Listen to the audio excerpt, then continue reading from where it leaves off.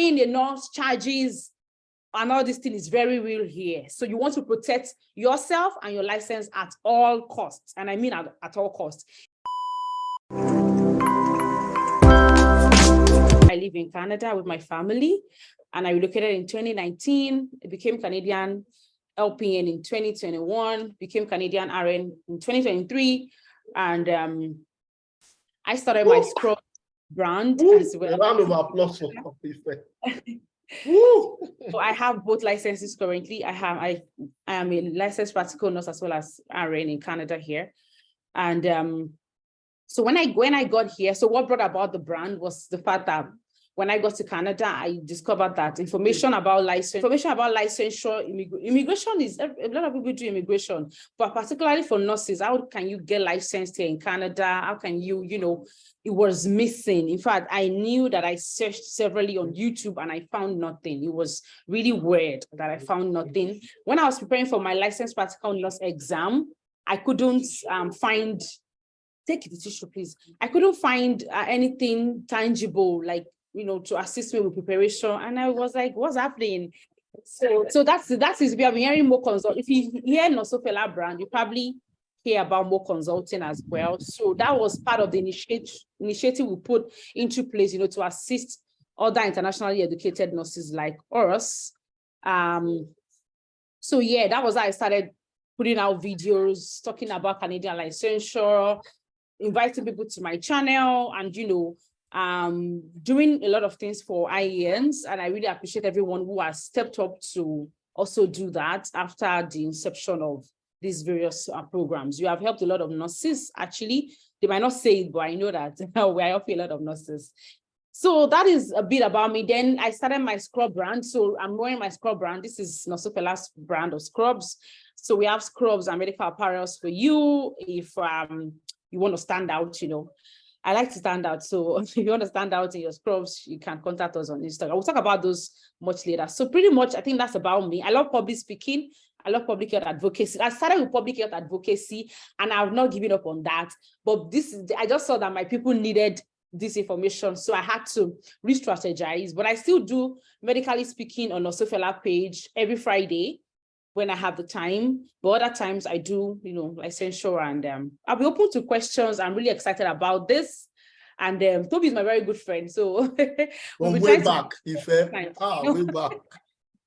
We attended a lot of meetings together. No, Prince Will is here too. Prince Will, shout out to you. We attended a lot of meetings together. We're just like, let's just give you all we can do for nurses. We didn't know what I was going to. So Toby, I hope you're coming to Canada, because now that we have Prince Will here, we should that's what I say. I mean, so if you poach me, you need to sell Canada to me right now. So that we are complete. Yeah, a lot of countries are calling me. US is calling, Australia is calling, Canada is calling. I don't know which one to pick up. If they sell Canada to me, I might come. I will. I can say. I will do justice to that. All right. Thank you so much. I know. So number one question here is, what are the challenges that international nurses face when they relocate to Canada? Okay. So when you talk about the challenges they face, do you mean generally, or you mean in the healthcare system, like when they're not integrated? Just briefly pick on the common ones, the most frequent ones. Okay, so I'll start with the healthcare system. So when integrating into the healthcare system as an IEN, what I've discovered is that, there's a parallel line. The gap is very wide between our practice and what we practice here in Canada, even as nurses. In this place, you have a lot of say. You are a boss, you are in charge. A lot of people rely on your assessment to make things work. You are the one actually making things work. Yeah, I'm not saying that the doctors are not working there. Everybody's working in the healthcare system. We are colleagues, but I'm saying that healthcare system, your unit, your charge, your patient, they are in your care. I rely on, if I'm a doctor, I'm relying on you as a nurse to give me ultimate information about this, because you are with them a lot more. So that autonomy is present in Canada. And, the gadgets we use here, the equipment, they're a lot different. The assessment is a lot different. So what really helped me, because when I started working as licensed practical nurse, is that when I got my job, I would usually ask for orientation, no matter how small it is, even if it's 2 days, 3 days. Orientation is very important. Get that orientation so that you get, familiarize And in Canada, there is policy and procedure everywhere. So for instance, you work in a certain place and they say, this is our policy when there is a fall. If you go somewhere else, they have a different policy. Some of them will tell you, this is our policy when it comes to catheterization. When you go, so the procedure is the same technically, but the policies changes slightly. So you have to be able to adapt to the policy of where am I working? What is their policy?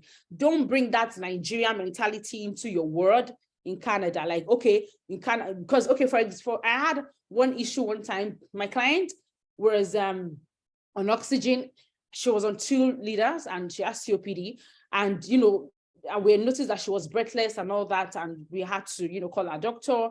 If I was in Nigeria, honestly, if I was in Nigeria and my client is, them just rule out COPD now, it's on oxygen, I can give like 4 liters to the client, because according to what we practice in Nigeria. But here, you cannot just increase it to 4 liters. You cannot just do it. It's not like it's not within your what you can do as a nurse, but you have to first seek the consent of our doctor. So if I'm bringing my practice at that time that I needed it, then that's very wrong in the Canadian health system. So I hope you understand. I'm just trying to make a practical example of what I'm of the variations I'm trying to talk about. So that is it. You just have to be very careful when it comes to the healthcare system. And remember that suing a nurse, charging, and all this thing is very real. And all this thing is very real. So you want to protect. So you want to protect yourself and your license at all costs. And I mean, even if it means reporting when you should report. And at times that you are now in a crossroad, call. If nobody is there, call your manager. Call some. Honestly, there is no shame in it. I don't know how to do this. Can you put me through? Or I think I'm having difficulty, but this is the knowledge I have. Do you think it's correct? Honestly, asking question is very normal in this place. Nobody's going to mock you. Nobody's going to laugh at you like, she doesn't. They might say it at the back, Nigerian community will always be Nigerians, but they will not make it something to, a big deal at work. So then for, transitioning generally, I'll say another challenge is before now, you can't practice as a nurse almost immediately. Yes. So that's another challenge. Even right now, because if you're coming under the various routes, some of them may still be waiting for your license. Some you can get your license and then you have not gotten the job yet. So you have to be able to work as healthcare assistant, personal support worker, continuing care assistant before you now become working as a nurse. So some people find that really like, oh, I'm a nurse in Nigeria and then I'm coming here to answer to somebody. It's just a phase. So that's another challenge. But sorry, do they recognize your work experience in Nigeria and Canada? Like if I've worked 10 years, do they recognize it in Canada? Yes, it is recognized on the condition that, like, for instance, when I came in, I worked as healthcare assistant. Usually I'm supposed to get a certificate to that effect, like go to school, get maybe like 6 months or thereabout, get a certificate. But because I have a nursing experience, that was used as a yardstick of my employment. It doesn't happen in all provinces though. So Canada is province dependent in a lot of things. Now, when you start working as a nurse, if you want a pay rise, like for instance, AHS nurses start at 35 to 39 currently, but if you want to be getting, like, want that to count, you just need to get a letter from your employer back home to state that you have worked with them for so number of years and transfer it to your employer here in Canada, especially your manager. That way they'll review it and you're going to get your adequate pay rise, because some people start at level 8 and they are just starting in Canada because of what the previous experience they have back home. So I'll say it is possible. You just have to have the right information and then talk to the right people. Okay, so if what to you are the benefits of practicing nursing in Canada? There are pros and cons for everything you want to do in life. Everything you want to do, there are pros and cons to it. And every country have their advantage and disadvantages.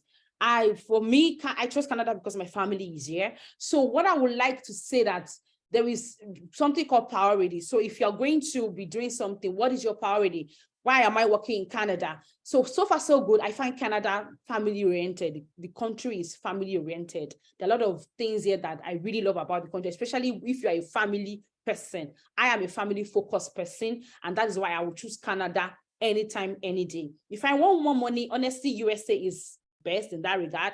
Okay. I've had US calling me recently. I don't know where I dropped my CV. I told my friend about it, like US have been calling me and they keep enticing me with sign-on bonuses, $25,000 USD sign-on bonus, 10,000. I got a lot of offers. I'm like, no, I have my family here and I think Canada is. So when it comes to pay wise, US pay nurses than Canada. Yes. US, even the travel nursing, US pay nurses more than Canada does, yes.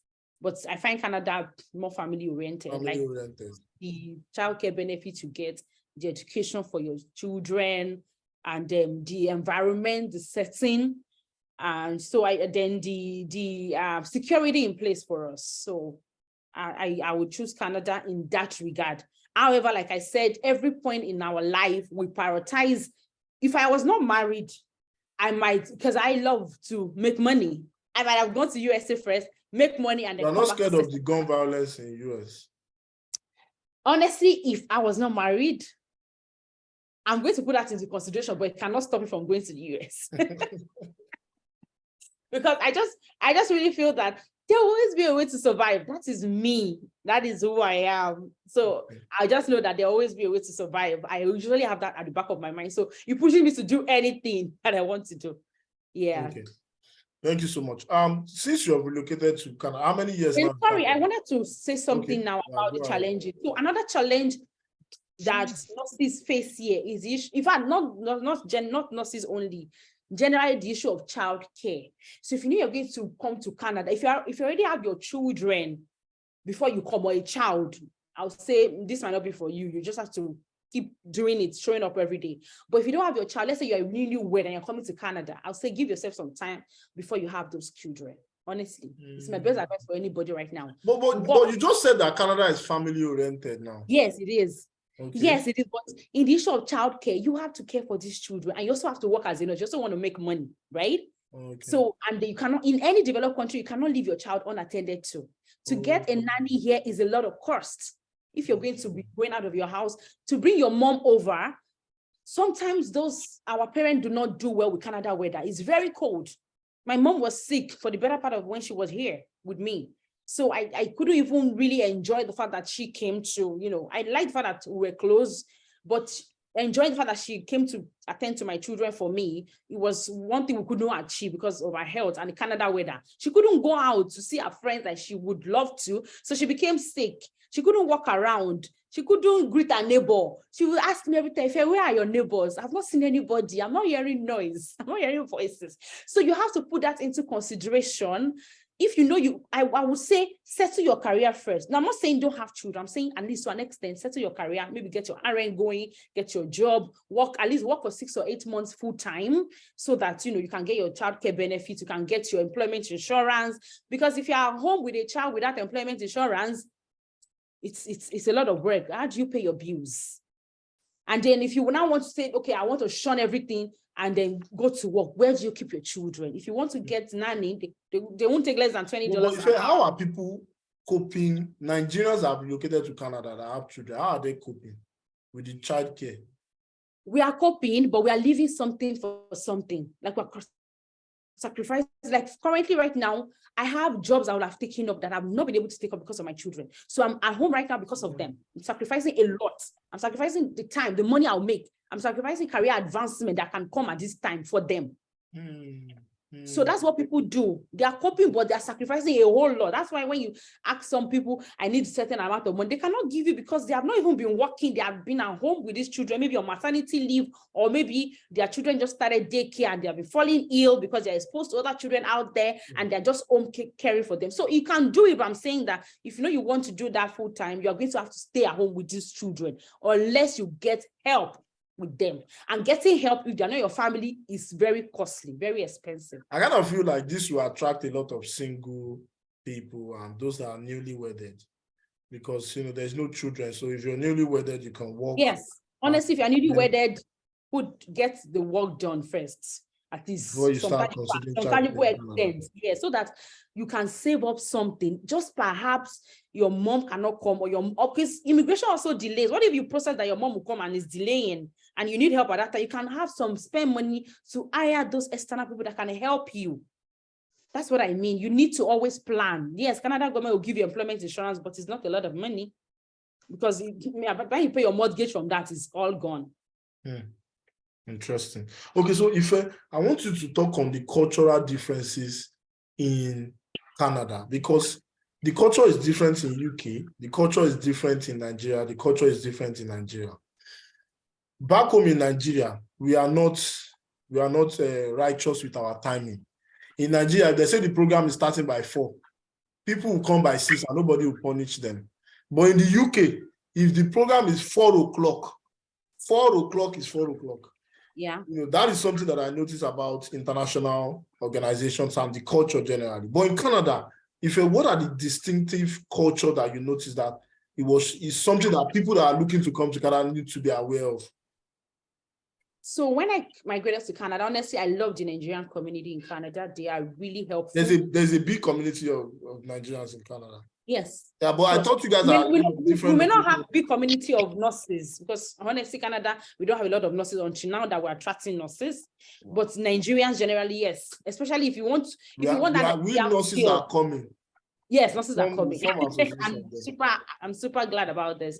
And we have association, we have one called Unique already for Nigerian. So if you're a Nigerian nurse that I recently migrated and you need that support, we have Union of Nigerian Nurses in Canada for you. You can send me a message to join us if you're interested. I'm just chipping that in. So the community here is they are very promising. They are friendly and they are very helpful. I got that especially from my church. And this is not the first time I'm hearing people talk about their church help. So the church is one of the places that you can get help. If you're just coming, I'll say identify with your church. Maybe if it's Redeem or CAC, whichever you belong to, but I know that Redeem are very welcoming. Winners, just identify with one of them and let them know. What about the Muslim community? Is there Muslim? Well, because I don't have, yes, when they did their Eid recently, I saw it. I was amazed actually because I've never seen them together. Some even did lectures and it was really beautiful. I saw it on my face and I'm like, oh, this Edmonton, wow, that's really nice. So they have community everywhere actually. You just have to identify with one of them or like, so it was really beautiful for me when I saw that there were a lot of community here actually willing to, help. But the only thing is that, when you come here, I had some ideas from back home that was really funny to when I got here. Like, it doesn't work like that here.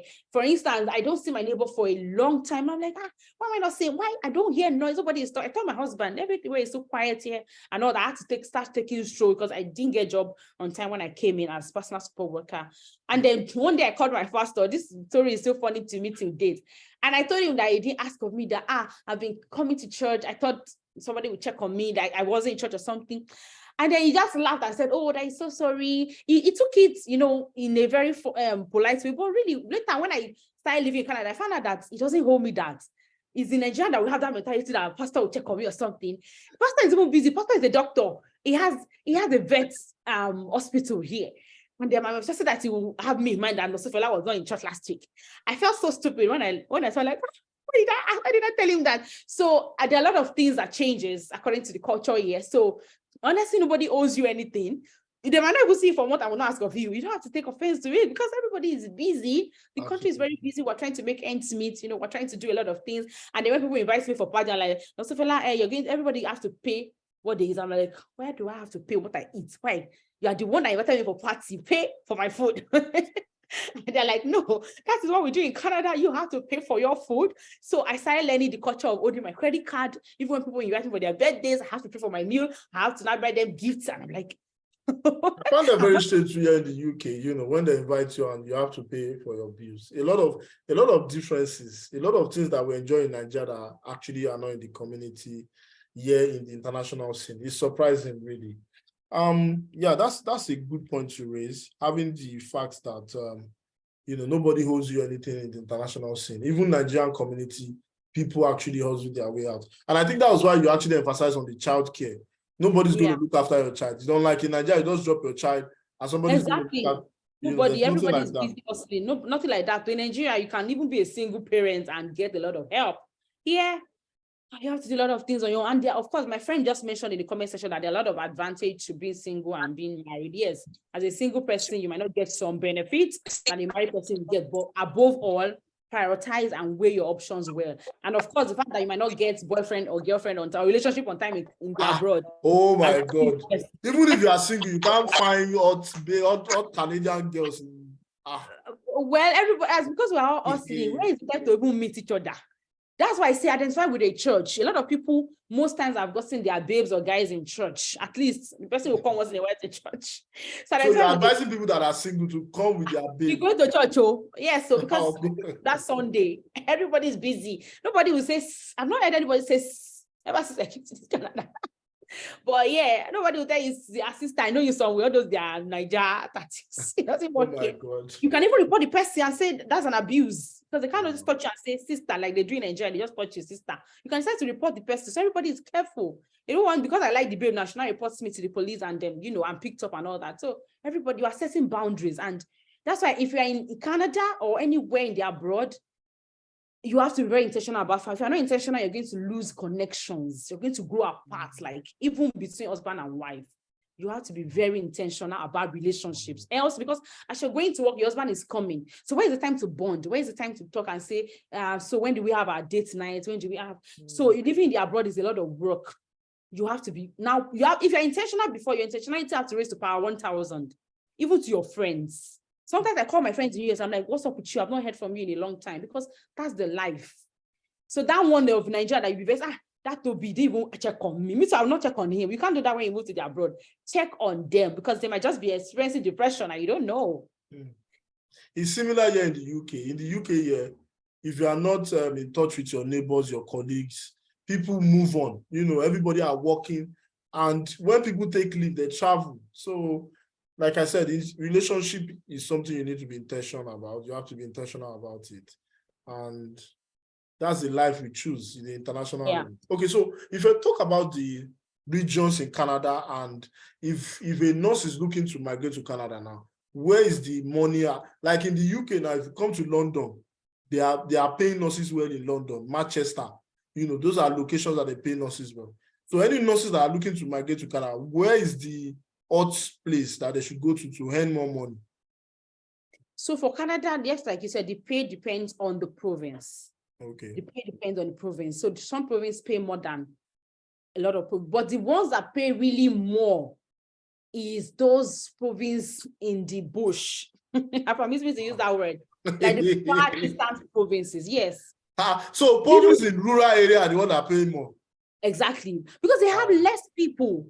They have less nurses, they have less infrastructures, they have less people. And because they have less people, they have less professionals as well. So the little ones, they're trying to hold you like this. They want to keep you at all costs. So like Saskatchewan now, as a licensed practical nurse in Saskatchewan, you can start earning from $35 to $40 an hour. Not working with agency, but in Alberta, because Alberta is wide and open, $26, $25. That's what you get. That's like half.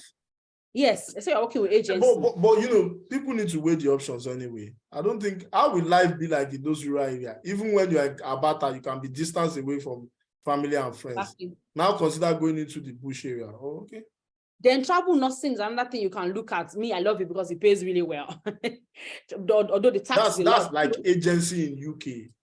Agency nurses. We have agency nurses here, but then we also have travel. So if I'm as an agency LPN now, you can get $40 per hour. But if you are so you have agency and you have travel. What's the difference? The other agency too, but they pay you more, even as a okay, for instance, now if I'm an agency nurse, I can get $40 an hour as LPN and $50 as RN. But if I now do a travel job with the same agency, I can get up to $80 an hour, $120 an hour as RN. Oh, but that travel will involve you going to another province. Exactly. Sometimes 6 hours, 7 hours away from you. They pay your mileage and all these things. But the farther the area, the more your money. The more your money. Yes. Then provinces like Ontario also pay nurses well, but the tax is a lot more in Ontario. And then when you spoke about the fact that how do people cope in the rural area, for someone like me, I love serenity. I was telling my friends, and I said, if I don't think you can cope, well, I can cope. I just want to have enough money so that when I'm bored, I can move to the city to enjoy myself and go back to my bush or to my rural area. Sorry, I'm calling you bush.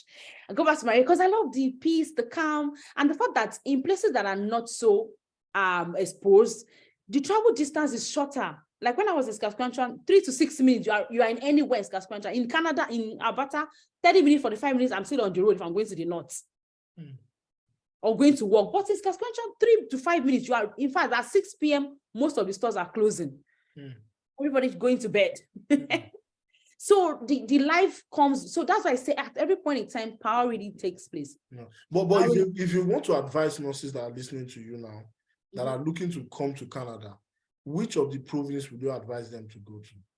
For easier licensure, because that's what you have to consider. That's why I say if Canada is province dependent. So for easier license, we're going to take questions. Some people are already dropping questions. We're going to take questions when it is time. So the moderator would be the one to take questions when it is time. And for people that want to join our Union of Nigerian Nurses in Canada, send me a DM on my Instagram. You don't have to drop your phone number on the chat box. I don't think that's safe. Please don't drop your phone number. There are a lot of scams everywhere now on WhatsApp. Send me a DM and they will connect better. So yes, where was I? I lost my thoughts there. Yeah, I was asking that province for nurses. Okay, for nurses. Yeah, so nurses, you have to consider where you get your licensure faster. For instance, somebody mentioned Manitoba right now. Manitoba has not said anything about any new pathway. So you're going to still be stuck with their old pathway. Manitoba, Saskatchewan, I've not really heard anything about them. Newfoundland, I've not heard anything about them bubbling. So I'm more advise you to go there as a nurse. You will get your license, but it might not be as easy as in Alberta, in Ontario, in New Brunswick, British Columbia. At least those provinces are still promising. The most promising one right now is Alberta and Ontario, because with an NCLEX. Well, you didn't mention Nova Scotia. There are a lot of information that Nova Scotia wants. The only reason why I am not well, Nova Scotia is part of it, but the reason why I'm not really keen about Nova Scotia is that currently I like people that are straightforward. Nova Scotia for me is not straightforward. You have before now you say you're going to process licensure in 5 days. Now you're telling us that you have over 9,000 applications and it might take you some more time, and they're asking people to bring more items which you did not list before in your criteria. So I am thinking that it might now take them more time, because now if you're adding, and they're also saying that people who are past NCLEX, they will assess them first. People who are already in Canada, they will assess them first. They also mentioned about 3 categories. I'm going to do a video on that later today or this week to tell you the new updates. So I'm saying they're adding more things, and that's going to make the process even more cumbersome. Because if we are sticking to the rule, then that's promising. But now they're adding things, I don't know what you're up to. I don't know what you had again tomorrow. Okay, but Nova Scotia, there is no NNA. That you advise is Alberta, Ontario. And Ontario. If you are past NCLEX, those 2 provinces are in fact, under a week, you can get your license as a Canadian RN. Yes. But if you don't want to do an NNAS struggle, go to Nova Scotia, because Nova Scotia does not need an NNAS. But you have to be willing to also wait, because I cannot even tell you this is when they'll process your license. Is Nova Scotia a rural area, or is it developed? No, it's not a rural area. Of course, every province have their own rural parts that are not so exposed. Okay. But Nova Scotia is not, it's an exposed area. Okay. So for that Alberta and Ontario, what is the cost of living like? If you want to, like a single person, a single guy living in Ontario, what is the cost of living like? Compare, like looking at the salary and the cost of living. NS is good. Yes, Nova Scotia is good. Everywhere is good in Canada. And my partner is saying NS is good. Everywhere is good in Canada. And we're going to bring her on soon to also talk. So cost of living in Ontario is more expensive than in Alberta. Ontario is very, very expensive.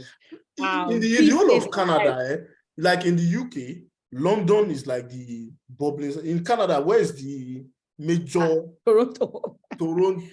Yes, that's the bubbly area. You know, Kalina will call it Toronto. That's the bubbly area because they have a lot of Nigerians. They have parties almost every weekend. They have, if you want Ogi, anything, like things are fine in Nigeria. If you want to sit in Canada, it's in Toronto. You find a lot of things, a broom. You'll be wondering, how do people get these things? It's like Nigeria in Canada.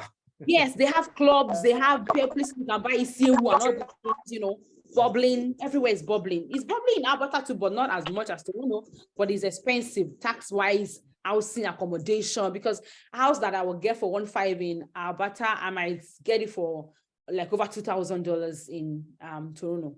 Like, I'm talking about a condo, not even your own mortgage. And for mortgage, if you're going to be buying a house in Toronto, you're going to be talking about $450,000 or even $500,000. Yes, or even more. But in Alberta, you can get from $350,000 and above, depending on your taste and choice. Same house, like same setting, same space, and all that is more expensive in Toronto. So Canada is that, like in BC as well. British Columbia also is very expensive. BC he said it's even more in Ontario. BC is a very expensive province. Now, talking about this, can you let Peace come up and speak for like a minute or two on living in Toronto? Because that's what she says. So, Peace, are you there? Can you unmute yourself? Please unmute yourself. Yeah, I think she should be able to unmute. Yeah. Basically, when it comes to buying a house in Toronto, it's crazy. I would not advise anybody from Nigeria. Basically, if it's your first landing, I'd say don't come straight to Toronto. If you must come to Ontario, go to other cities or other areas in the GTA. Toronto is just unnecessarily expensive. And when if I was saying buying a condo, let me even say a condo for 450. You wouldn't even get a condo for 450. We're talking about condos are usually from 600, one bedroom, or even a bachelor's. So it's crazy. And meanwhile, you can use the same 600 in Alberta, for example, to get a full house, a detached house, or even a semi-detached. So it's not very friendly. It's just like you are in Nigeria, you're living in Lagos, and as an immigrant, why would you want to come to Toronto like as your first landing? You want to go to places where you can start off your career. You want to go to a place. Oh, okay, that's a different angle to it. If you are like into IT and you really want to get a job fast, yeah, come to Toronto. You would easily get a job. So really, at the end of the day, it depends on what you're looking for and what your long-term goal is, right? But when you talk about the living expenses and how to manage yourself as a new immigrant, Toronto is definitely not something I would recommend to anyone. But can you just talk briefly on the cost of living generally in Canada before you go? It depends. If you really want to save money, go to one of those rural areas like Ife had already explained, or go to the Atlantic provinces, which includes Newfoundland, Nova Scotia, New Brunswick, and PEI, Prince Edward Island. So those provinces, they're not like, it's not expensive to live in those provinces, but keep in mind that most of those provinces don't have jobs, except you're in healthcare. Like, for example, if you're a nurse and your husband is into IT, I don't know how you guys are going to do that, because you as a nurse, you can easily get a job. But your husband or your wife, that might become a very big challenge for them. Or they might have to start doing PSW jobs or even driving cabs. Factory or taxi driver. Exactly. So those sort of things, which might not be fulfilling for your spouse, right? So, but in terms of the cost of living, Newfoundland is one of the lowest.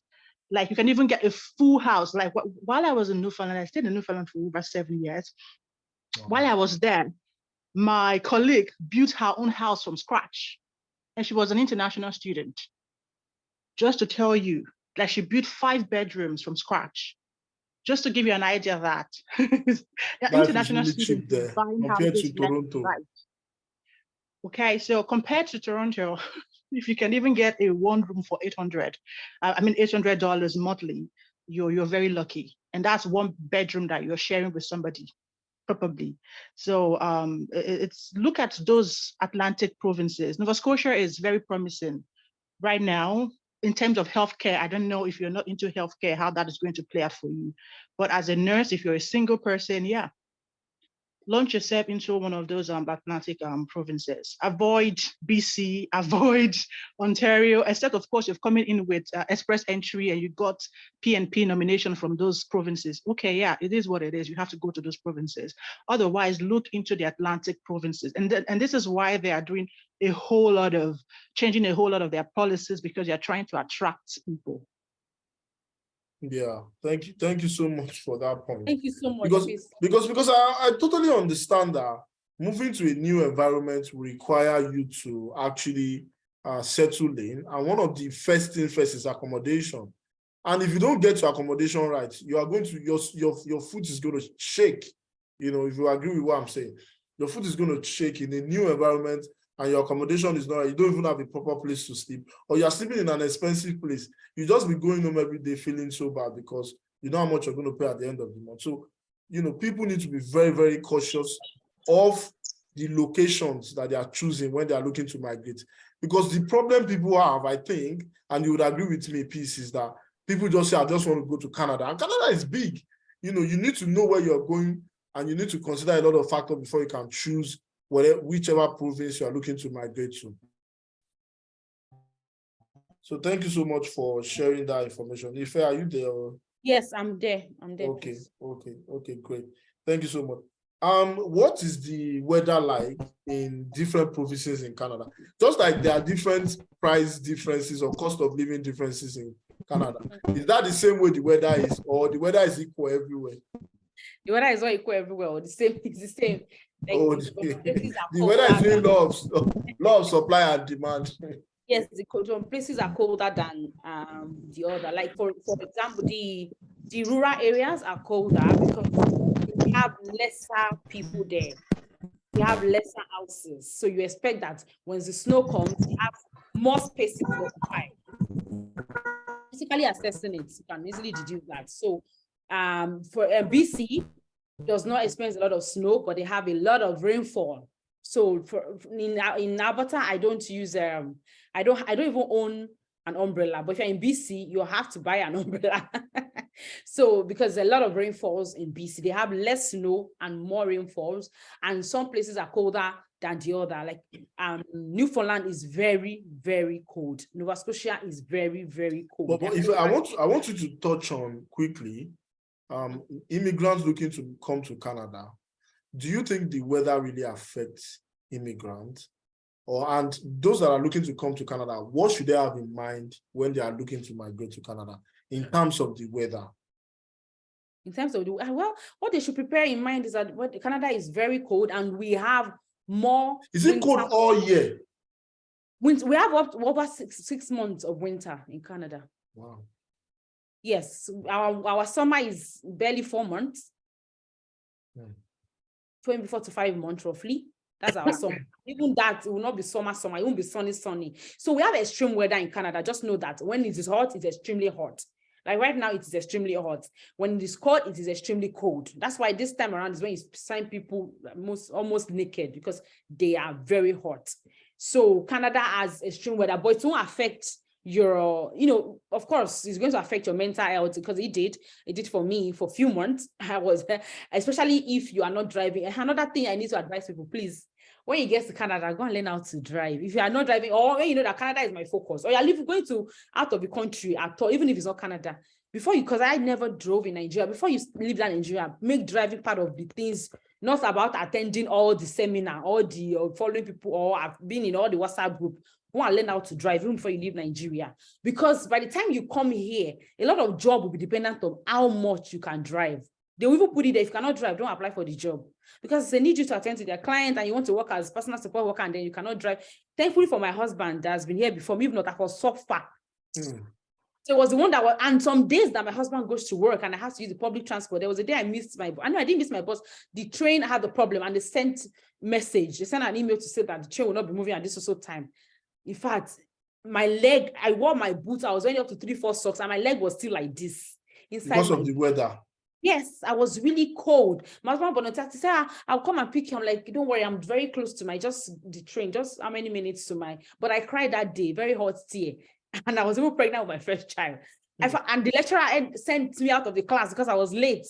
I was just like, my whole day is messed up. So you have to, most people experience this thing as immigrants, honestly. It's not a place for you to experience your boss, you are being cold and all that. And then you're going back to Nigeria. Yes, it's to happen to you. You are going to have that thought of going back, because like, what's this weather? Why am I feeling this cool? Why am I going to be dressed and all swollen? When I came in, I was also wearing 4-5 clothes, and I will now look so big because I've cold. But as time goes on, I got used to it. Just prepare your mind. Canada is cold, but you will survive. And of course, we have Nigerian mentality now. No going back. Yes, so we're not going back. We have snowfalls, and the people survive, have very big accidents even in the winter, because it's slippery. When it is black and shiny, it is very slippery. So you have to make sure you're wearing a very good shoe. What is non-skid shoes? Get your non-skid shoe. Even if you're wearing one boot all year round, nobody's going to talk about it. Also get a very good one, even if it's expensive. Your safety comes first.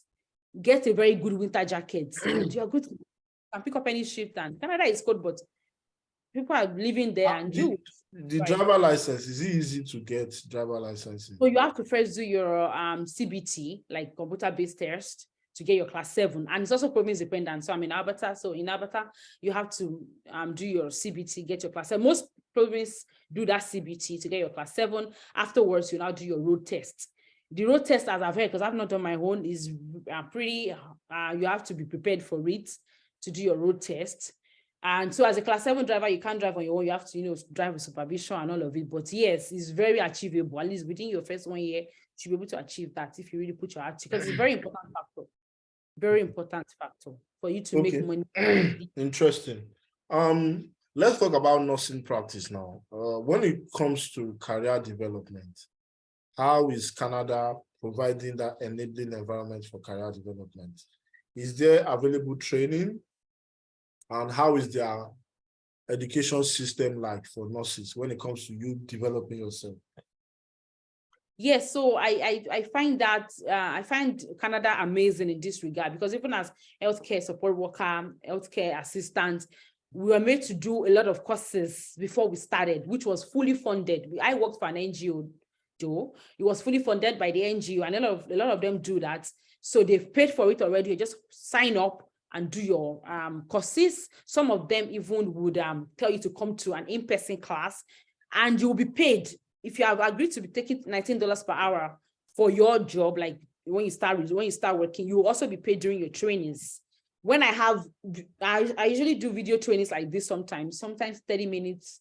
They end up paying me for 3 hours for that video training, or sometimes audio training. So you're going to get trained, and it's going to be by your, but it also depends on where you work. The government organization, they are very good with that. Private, not so. I work with private and government, so. But the private, they also sponsor our courses, but not as much as when I was working with the NGO that was under the government. So I would say yes, Canada is very good in that regard. Please, if you have any thought on that, you can drop it in the comment section. I'll just read it out. So what about like you doing master's degree? Oh, okay. If you are going to be, well, that one will now, if you are a PR, of course there are scholarships, but not as much. UK, they have this free education, even as a nurse. I heard so. I'm not there that you can even get sponsored by your trust. We don't have anything. They can, maybe, we have student loans, PR. As a PR, your fee is slashed. You're paying half. You're paying not up to half and all that, but not like sponsor full. I've not seen full sponsorship. You can get scholarship under some government programs, but like be rampant like in the UK, no, you don't have that. You don't have as much.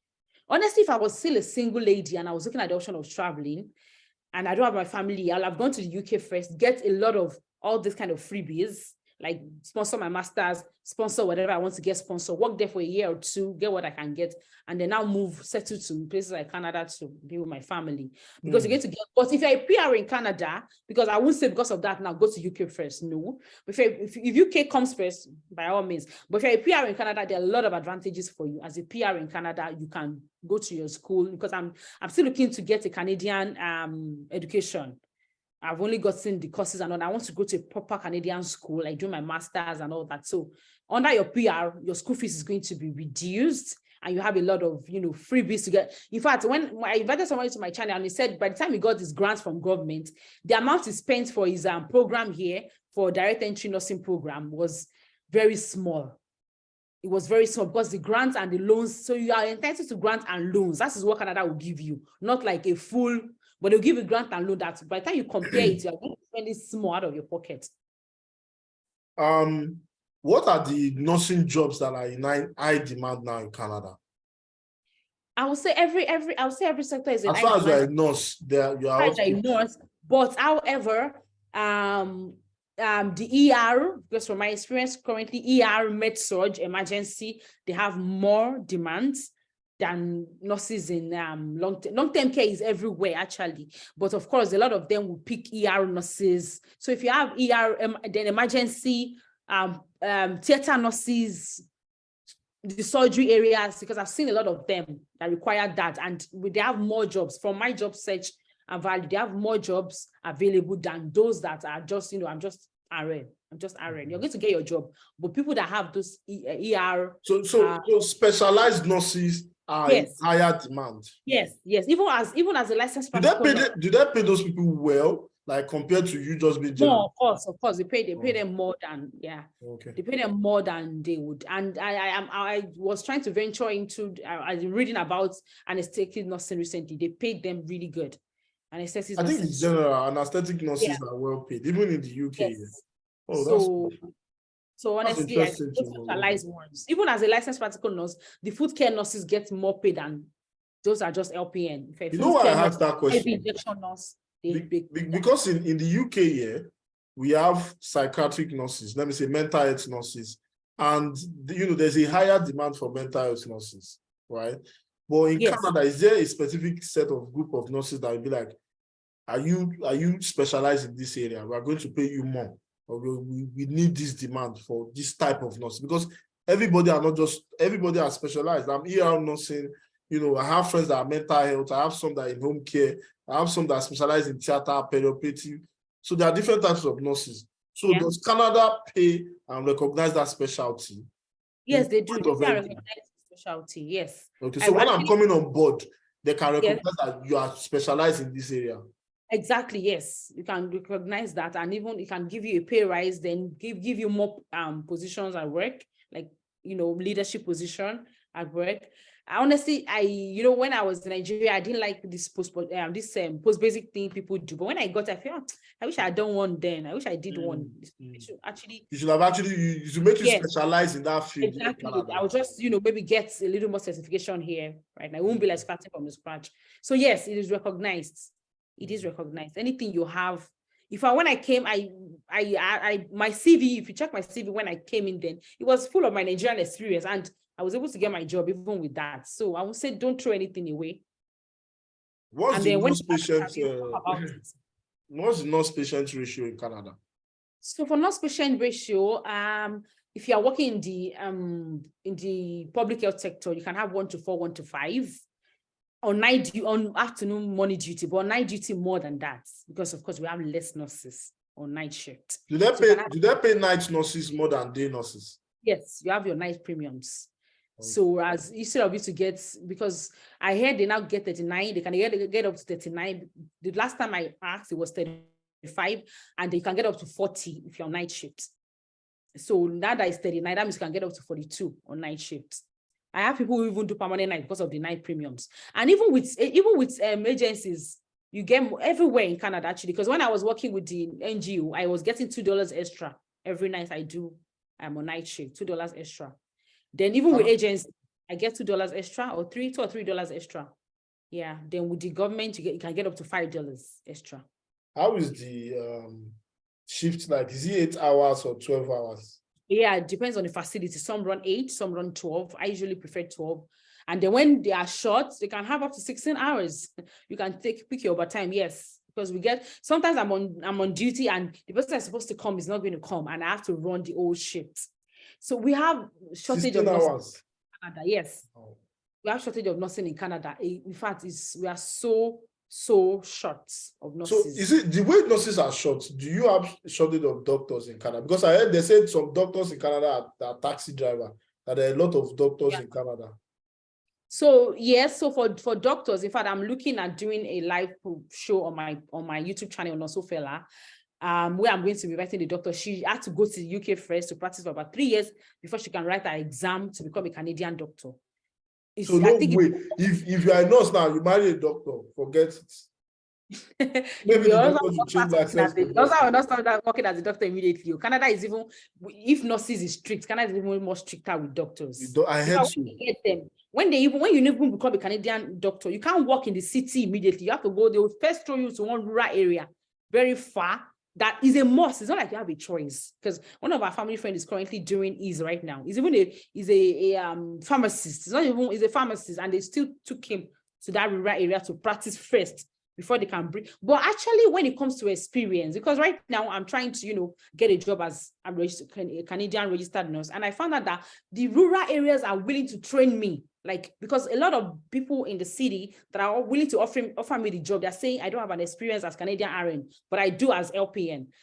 But the rural ones are willing to say, come, we are willing to take you and we'll do this training for you. So I think that maybe that's why they throw them into the rural, because they are willing to train you. Because they have, less people there. Maybe there's a rush. There's a surge in the metropolitan. So yeah, they might not have that enough time to really put you through the training. So if you get a job into the rural and you don't have kids stopping you or husband, I'll say, honestly, go for it. If you want that experience, because I really need that experience right now and I don't mind, but I'm looking at, if you're coming from UK as a doctor, you have less bumps to eat compared to directly. Okay, she's just trying to answer some questions there. So yes, it's kind of tedious, but in fact, I don't think I have their pathway even anywhere, but I'm going to invite somebody who does. I did ask questions, and what I said is doctors, they don't need much doctors in Canada, and the doctors in Canada, some of them don't even practice because the demand is low. Well, the program is for demand is low. No, I think I won't say the demand is really low. I would say it's the tedious licensure process. Why do you think we don't have nurses? I almost ran away from Canada, if not that I have family here. The licensure process can drive you really crazy. It's very crazy before now. But right now, we thank God that it's getting better. So doctors, and when UK is there calling them, why will I suffer myself to be in Canada that will be using me as taxi driver or something? The law for demand and supply have not hit them. The demand is not there. That's why anyway. But that's by the way. Let's talk about the tax system. Tax is killing us in the UK, honestly. Tax is killing everywhere. I was talking to where you people are.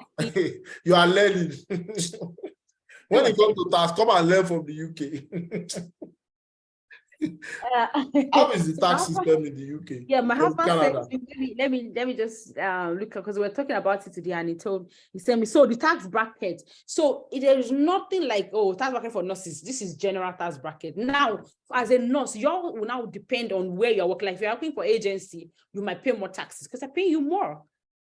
If you are going to work as a travel nurse, you are going to pay more taxes because they're paying you more. Travel nurse, you can get up to $10,000 in a month, $12,000, even $15,000. So expect that your tax will be more. So, but this is a general one right now. This one I'm going to be telling us is a general one. So if you're earning between $53,000 to $106,000, you're going to be paying 20.5% of that amount of money. That's what we deducted from you tax. If you are earning from $106 to $165,000, 26% is what will be deducted from your salary. If you're from your that would be your yearly pay. If you are earning 165 to 431, 230 to 165 to 235 is 29%. So as much as you earn, of course, your tax increases. So above 233 is 33%. If you're earning above, so let me give you an instance. In UK, you pay 20% payee tax. You also pay close to about 13% NI tax, and you pay your pension, pay some other apprenticeship and all that. You're paying close to 40% of your salary in the UK. Okay. Now, this one, note that this one is a general figure. For example, now if I'm working with as a full-time person in Canada, I'm going to pay that. I'm going to pay federal tax, provincial tax. I'm going to also pay the RRSP. What is EI? They deduct from EI. So by the time they collect it, it's more than that. And they're just that 26 is just for general. If I'm working with agency, I'm not going to pay all those RRSP and all those things. Do you understand? So I might have to pay more and pay less in some areas. But generally, there's tax killing. And if you're working in Toronto, it's even more. It's even way more. But it's just like, I feel like the tax is not as more as UK, right? Like UK.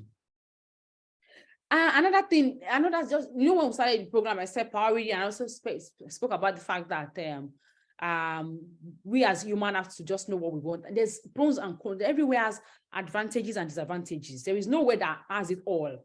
No. So for that, honest, and sometimes I look at things like it's just for the time being. A lot of times I tell my husband, like, I need to buy this. I'm also like, do you think we really need it now or something? I'm just like, well, I just want it now and let's get it. It's just for the time being. So I usually put my life like just for the time being. If you don't like that, generally, work while you are there, be diligent at it, then you can always move. You can always move, change up. That's something that I like about the UK. Accommodation, you can change. So it's just for the time being, honestly. I so much agree with you. In yes, the UK, you can leave your job. A lot now, like currently now I'm not working too much because of my children. Just for the time, they also want to grow. I can work as much as I want to work. Another thing again is, as immigrant, we should know that you are raising your child. We have our culture. The culture is different. If you want to raise your child like these Igbo people, be prepared to face whatever you face in the future. Because the children with delinquent attitude, with a lot of antisocial attitude, you don't want that for your children, right? So you have to be able to sacrifice, like, let me just train them as much as I can right now, give them that solid foundation so that you're not walking one day in the year and you're calling that your son has slit his own wrist because he doesn't have chocolate. So that's why I'm saying that everything is futuristic. Whatever you do today, there are consequences in the future tomorrow. We have to always know that. So that's why when I do something, I'm like, what can happen? What is the aftermath of this? I don't just want to react. So like that's I spoke about relationship the other time.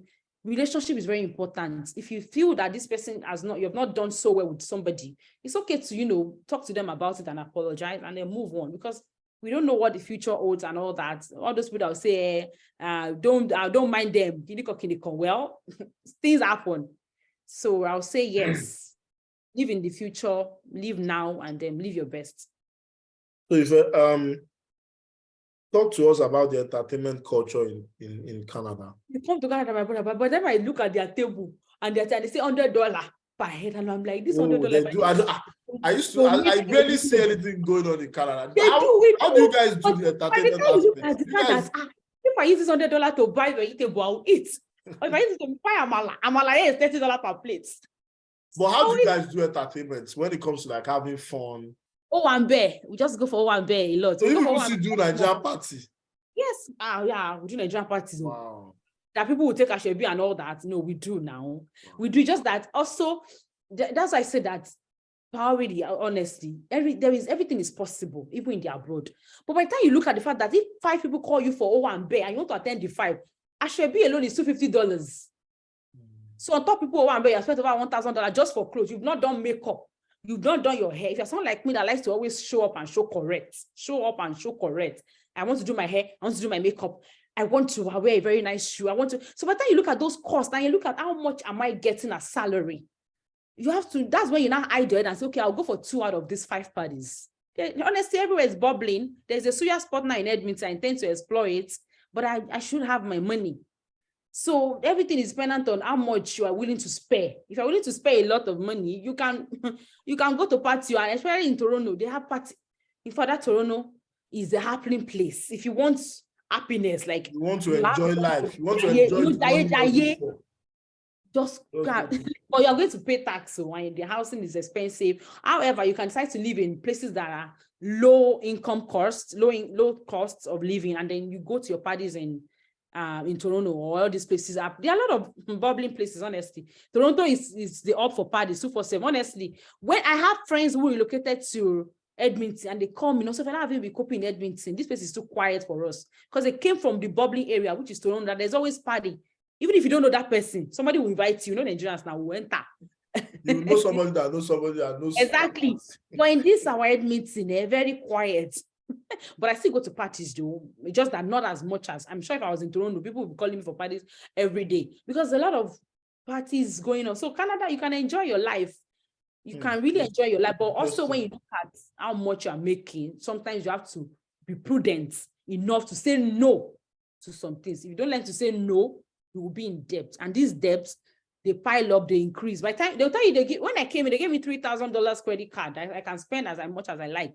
But by the time you spend those money, you are not paying how much you took out. You're going to be paying with interest if you don't pay back within the specified time frame. So you have to be very careful as an immigrant. You don't want to have bad debt, because all these debts, they matter when you want to have your house. When you want to buy your house, they will look at your credit score history. If it's very bad, you might not get it. If it's good, of course. So Canada is a place that you can do and undo, but you have to be very careful as well. That's what I would say. If I want you to touch on 2 things before we now open the floor for question: security and education for children. So what is the security like, and what is the education system for children? So if you have given birth to children, what is the education? Is it free? Are you going to pay for education for your child? And just talk on those 2 things. I'll start with education. Now, for education for children, we have free education for children, but they have to be a certain age. I think from 3 is when you can now put them in the free government institutions here. However, if you want to work, you can't keep your child at home till 3. So you are forced to put them in the ones that will take your money, like Montessori's, the daycare homes, the day homes, daycare centers. If you want to put them there, it's a lot of money. But the government will also give you subsidy that would reduce that cost for you. Usually you can have up to 1.7. They can tell you to pay up to 1.7 for a child in your daycare center. But with the government subsidy, yes, with the government subsidy, you can have 500, 600, 700, depending on how much you are making. So with these things, it also depends on how much you are making as a person. So the government will assess your income to now determine how much subsidy can we give to this family. There are some families in Canada that are not entitled to income. They don't even get childcare benefits because they're making a lot from the government analysis. So why do you, let's give the money to people, other people that are making less. So let's say you're making like $300,000 in a year. I'm not sure you'll be entitled to government money. They won't give you anything. If you're making like less than 100, in fact, there's some programs that once you're making from $100,000 in a year, they'll probably give you like $50 or 100. They give you something very small. But if you're making less, then the government wants to, of course, give you more. So we have childcare benefits. We have your childcare benefit will usually start from a month or 2 after you have your child, because you have to, instead they kick you out. You have to fill your forms and all these things. But yes, I love that part of Canada government. Childcare benefit, there's employment insurance for you. When you work up to 600 hours before you give birth to your baby, you can have employment insurance while you're on maternity leave for a year. They're going to pay you for 12 full months. That money will be coming in. Wait. Repeat that. We call it EI, employment insurance. So if you have worked $600 hours at least, government will be paying you a certain amount of money, close to $2,000 every month for 12 months. You can decide to have it that you have given birth to your child while you're on maternity leave. Wow. You can decide to even have it for 1.5 years. If you split the money, that means you have to now, they will pay you less. They can split it into 1.5 years if you want.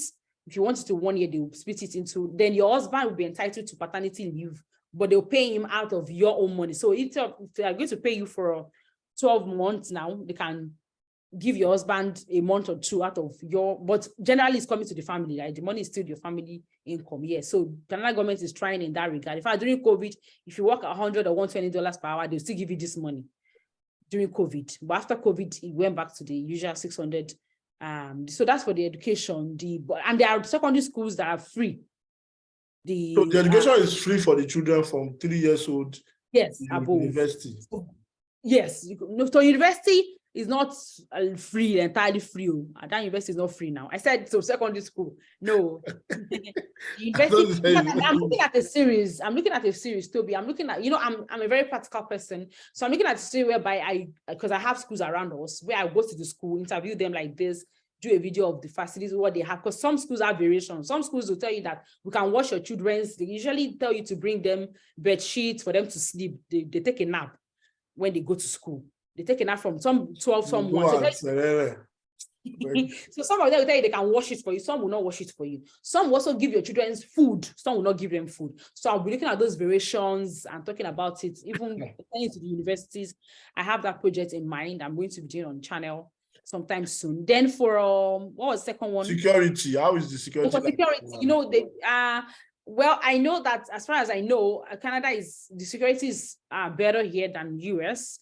The gun was banned sometime, but again, in the news, we heard that a teenager shot 2 policemen recently. And so people have been trying to be careful in that regard. But however, I would still say when it comes to security, Canada will still win my heart over USA, because of course we don't have public shooting like we have in the, so the security is, and my friend, when we were on duty one day, a vehicle, the thief broke into a vehicle, took her phone, took her jackets, laptop, and all these things. And by the time she was really devastated about that day. By the time she contacted the police, they got it back for her. Everything. They traced the guy. The guy was traced and they got everything back for her. But my organization even paid us some money. So security-wise, yes, you can report anything to the police. There was 2 weeks back, I was trying to do my police clearance certificate and I mistakenly dialed that number. I just had to end it. And they called me back, like That they wanted to know that I'm sure I'm safe. I didn't pick, they left me a voice note that they could come to anywhere I am. If there's anything, is anybody threatening me? And I was just laughing. So yes, security is better in Canada. It's better in Canada. How is the healthcare service like? Do you guys get free healthcare service like UK? So sorry, please make the correction. It's like 600 hours in the year before you get pregnant. Yes. If the 600 hours was 2 years prior, no, it won't be 2 years prior. Not hours that you have worked, 600 hours before you get that, like during that your pregnancy, it's 9 months, right? We can do 600 hours in that period. Yes. So what was the question? Yeah, your healthcare service. In the UK, NHS is free. Everybody get free healthcare. Yes, it's free here too. If you have PRO, if you are a student, yes, PR and students is free. Okay. But if you don't have a PR, or you are on some work permits, maybe employer specific work permit, might not be free for you. You may have to pay some. But if you have your PR and being a student, yes. If most people that will come to Canada as a nurse is work permits. Yes, that one will now depend on the company they are working for. You know, some of them will have health insurance. Some do not have health insurance. Yes. So for me, when I came in, what they told us is that healthcare is free in Canada. I was using my husband's own because my husband is free, but of course, everybody's trying to, everybody's trying to make optimum use of the resources they have. So if we make it free for everybody, even asylum, then the government will run low on this cash budget. But as much as it is free, I still pay for my drug. If I go to see my doctor and give me drug, I still pay for my drugs. Just that I will pay for your medication. Yes, it's going to be less, but I pay out of pocket for my medication, but it's going to be less. So immunization, children health, it is free, but their drugs, I pay for their medication if we are giving any medication, except when I was in the postpartum ward. For that one, your medication is covered because you're in the postpartum ward at that time. But if you're going out, like you are an outpatient, you have to pay for your medication, yes. But seeing your doctor, it is completely free, except for the fact that because we have less doctors, if you're not taking care of your health and you're going to have one thing, before you see a doctor to manage you, sometimes you're on the list waiting for 6-8 months before you can see a specialist in Canada. How many doctors collect doctors? Most of the doctors are not, the process is too hard. Yes, so how many doctors would you have to be if you need to come to Canada? Make sure that you are taking care of your health very well. Otherwise, if you have to see a gynecologist or something, or maybe a gerontologist, it might take you a lot of time. You are going to be on their wait list. They'll tell you you're on the wait list, and you don't have any choice than to be on the wait list. Interesting. If I have a lot of questions because I'm weighing the option Canada or Australia or US. But let us end our own session now and then allow people to ask their own questions. All right. So now it's time for everybody to ask their question. If is here to answer your question, and then is it Peace or I'm seeing Missy? Peace. Yeah, Missy. Yes, her name is Peace, but Missy is yeah, and Missy is also in the chat room, and she also she'll be around. She's available to answer our questions too. Yes. So if you have any question, drop it in the chat room or just raise up your hand and yes, you can raise your hand. This iPhone is raising your hand. And okay, so iPhone, what is your question? What is your iPhone? What is your question? Hi, good evening. Hi, good evening. Where are you calling us from? Okay, my name is Zainab. I'm calling from United Kingdom. That's my friend. Oh. Yeah. So that voice sounds familiar. I think I know that. Yes, yeah. My very good friend. Okay, well, most of my questions have actually been answered, but I have a few questions left. And first of them is that concerning the visa. Mm-hmm. I know that when we come to the UK, we'll come through the work visa, right? And work permit. Yeah. Mm-hmm. To Canada. So how long will it take for us to get like the PR or the permanent residence? How long will it take for us? Yeah. Okay, so okay, yeah, continue. Yeah. Okay, the second question Okay, let me second answer question. so that I won't lose my thoughts. I'll call you again. Stay there. Let me just answer this. So for Canada immigrations, getting your PR is dependent on what process you're coming in through. Some people will land there as PR, especially people that go to the express entry pathway. You are going to be landing in Canada as a permanent resident. I landed as a permanent resident through the spousal sponsorship. My husband's sponsor, I've said this over 1 million times. So, but if you're coming as a student, you're going to be having just your, what is it called, study permit. But as you are in the school, maybe it's a year or two, you have to start looking for programs that can help you to transition into your permanent residence. Even when you are not done schooling, you can transition, because that was what Oluto said when he came to my channel the last time. That was just last week, Saturday. So you can transition as well, but you have to look for programs within your province or even outside of your province that favors you to transition into your PR. So from schooling to transition to your PR, there is no certain time, because it depends on how fast you are, the connections you have, the information you have, right? And the route you are going to be employing to get that PR. But from PR to citizenship is usually 3 years. But from schooling, or maybe I claim asylum to becoming a PR, there is no certain time. The time is dependent on the individual and the route that you're going to be employing. But if you're not going to be doing it before you finish school, after school, if your school is DLI approved, you are going to be able to get what we call a postgraduate work permit.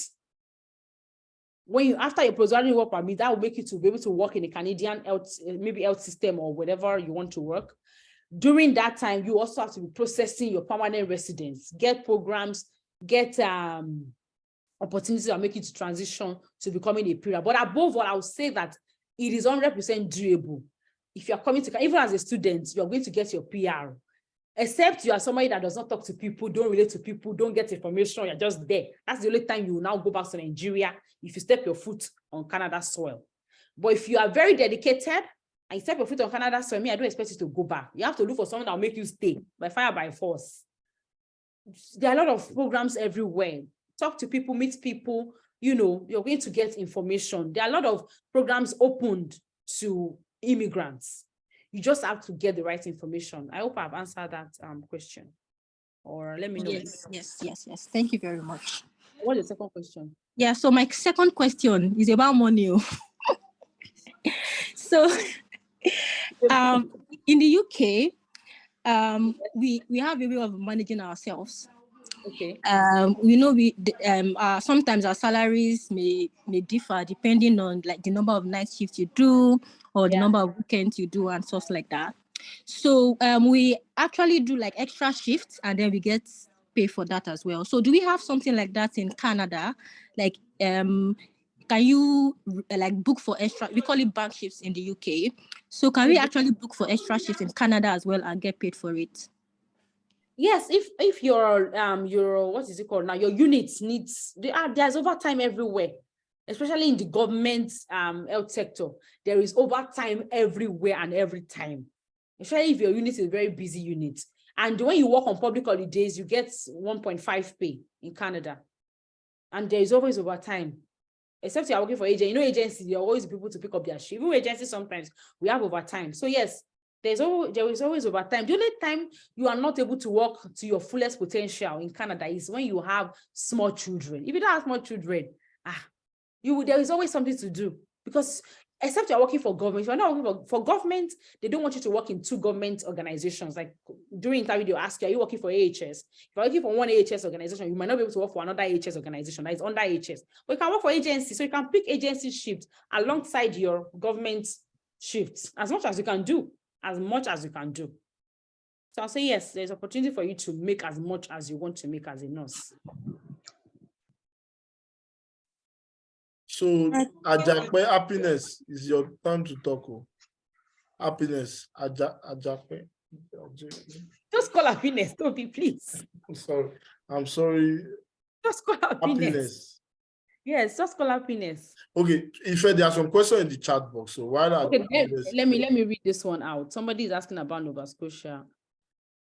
Is community nursing recognized? Yes, I have my senior colleague in Saskatchewan. She works as a community health nurse.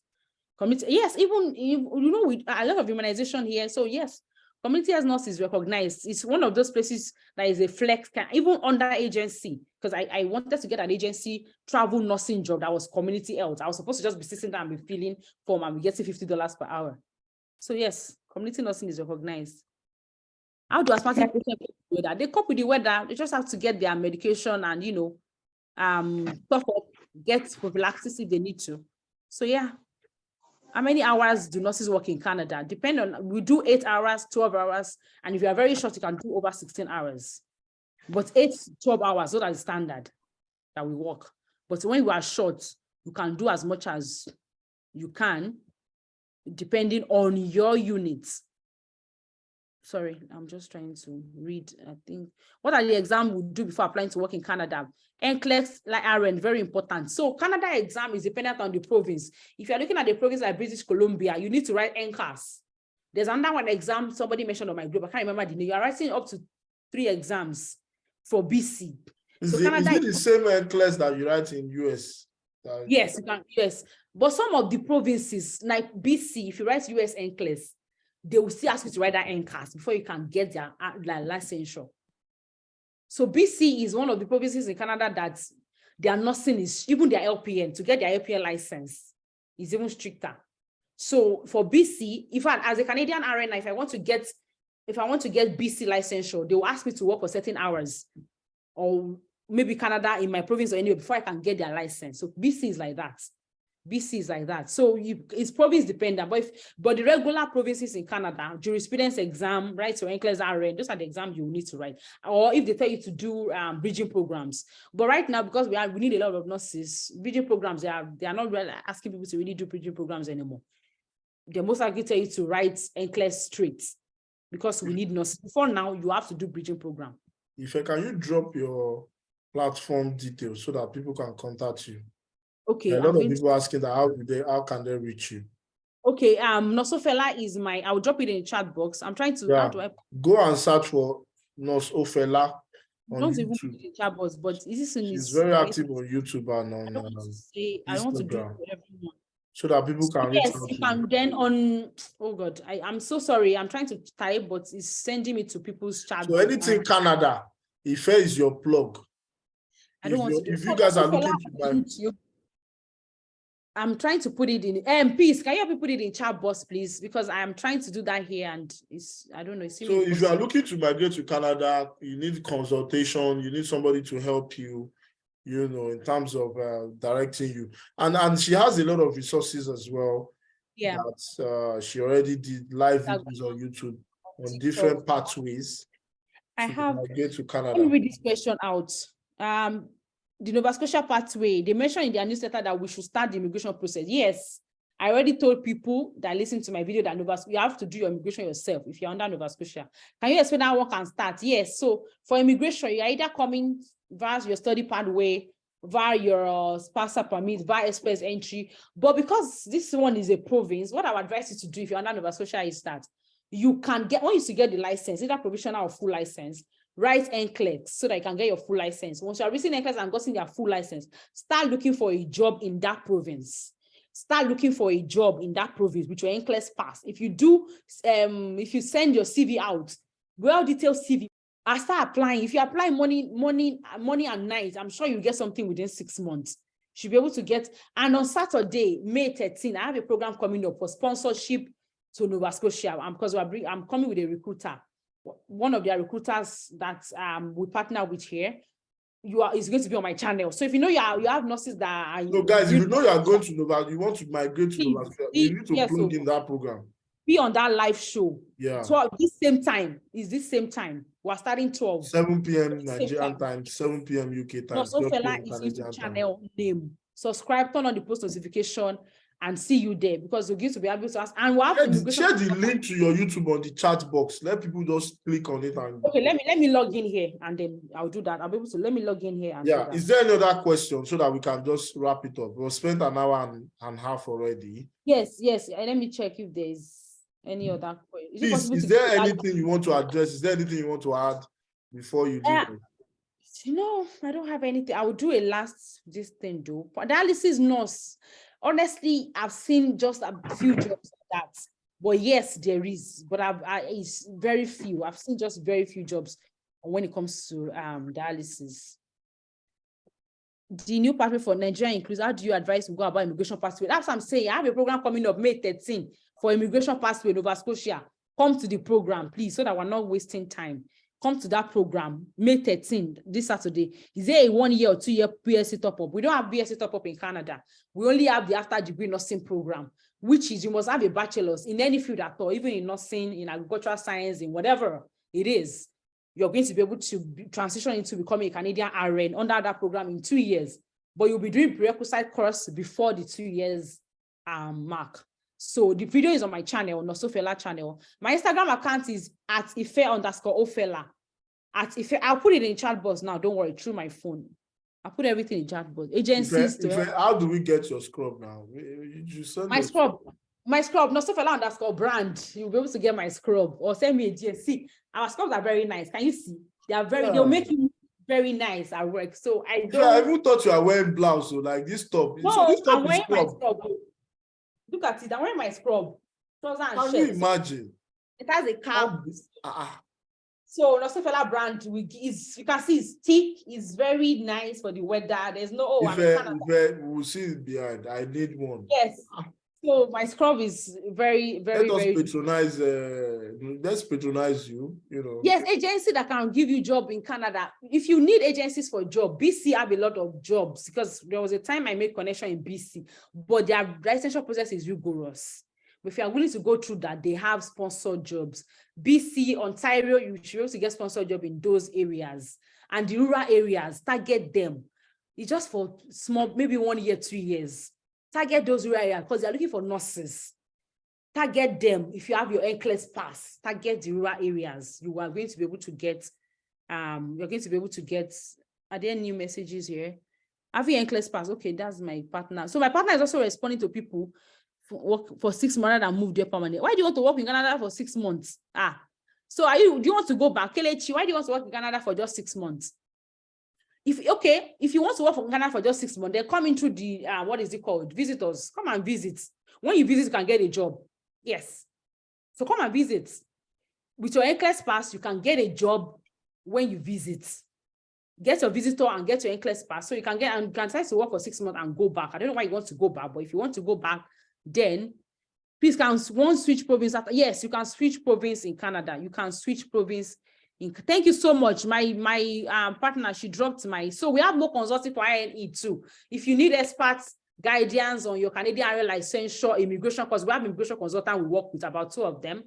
More consulting for INE. And please drop our Instagram link on the chat box.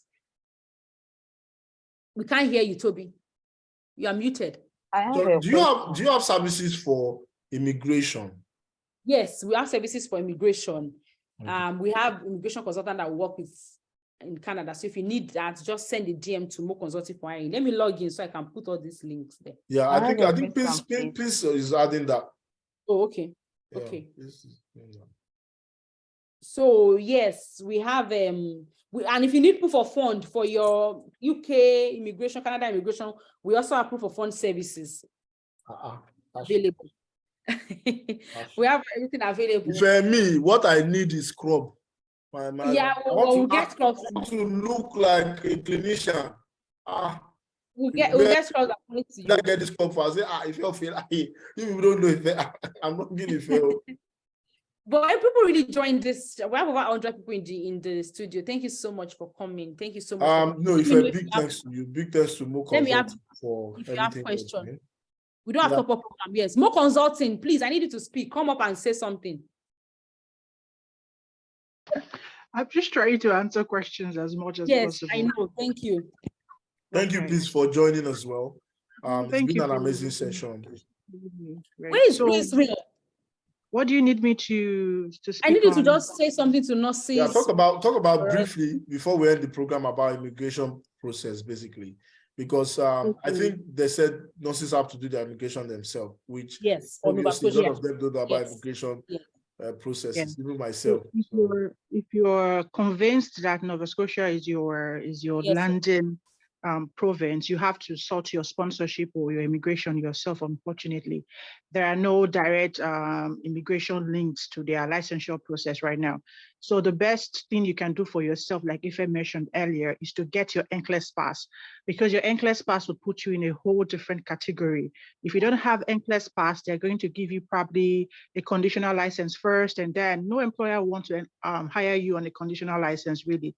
But if you have a full license, because then you're allowed to practice independently, you're not under restrictions while you're practicing with a temporary license. So get your NCLEX pass. Is either via the USA or Australia. Get that NCLEX pass so that your licensure process will be smooth, easy, and fast. So once you have that license, once you have your license sorted, start looking for employers. And the good thing about Nova Scotia is that they do have a lot of employers that are looking for nurses right now. You just have to know how to go about it. And like if I mentioned, we have someone coming from ER Recruits. They are called ER Recruits, and they recruit nurses. So plug into that and sort out your sponsorship. Once you get an offer, then you can start your visa, your work permits process. Get your work permit, and then you can, one thing I want to say is that most of these employers, they are willing to even pay for your immigration process. Yeah. So, and if peradventure Nova Scotia is not what you really want, you're looking into other provinces, get the license from Nova Scotia. You can always transfer to any province of your choice in Canada. You just probably have to meet one or two requirements, but nothing big. And then look for these rural areas. For example, in Ontario, we have rural Ontario. We have this Northern Ontario healthcare services that are desperate for nurses. So if you can even get your Nova Scotia license and then reach out to one of these employers, they'll be more than happy to employ you and have your license transferred to Ontario. The same thing with BC, but the problem with BC is that transferring your license to BC can be very tedious. They can require hours, like Ife said, and all of those things. However, once you're able to get your BC license, there are lots and lots of sponsorship, even with BC Health Services. They are currently recruiting. So they will be more than happy to recruit you and sponsor your immigration process. So the bottom line here is that, please, if you're a nurse, you haven't gotten your NCLEX pass, that should be your priority right now. Apart from submitting your application with Nova Scotia, Alberta, whatever it is, please try and get your NCLEX pass, because that will put you again in a whole different category. For example, if you're applying to Alberta, one of our clients just got her Alberta license in less than 30 minutes.